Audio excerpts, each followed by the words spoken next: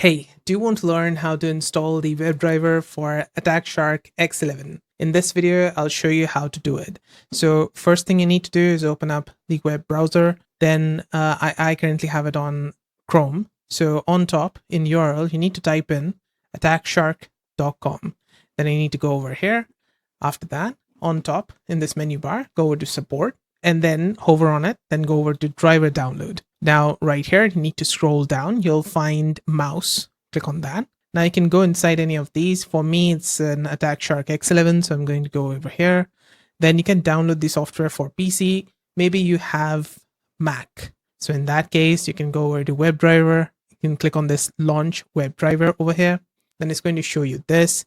If it shows you to install for PC or Mac, you can do that. It's a very straightforward process. You just need to click on one of these and then it's going to show you this web page here. With this WebDriver, you can open it up on your MacBook Neo. Like I've got a MacBook Neo here. You can open it up on your Mac as well.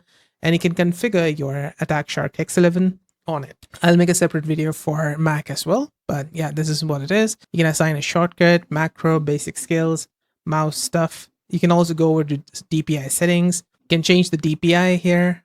Like you can make it 800 DPI and such. You can do that. Of course, there's a button over here to change the DPI on mouse, but you can do it from here. You can also go over to parameter settings, change the polling rate from here, the ripple control and such, sleep time, etc., macro edit, and you can also see your battery on the top right corner, battery level. Don't worry, there is no virus here.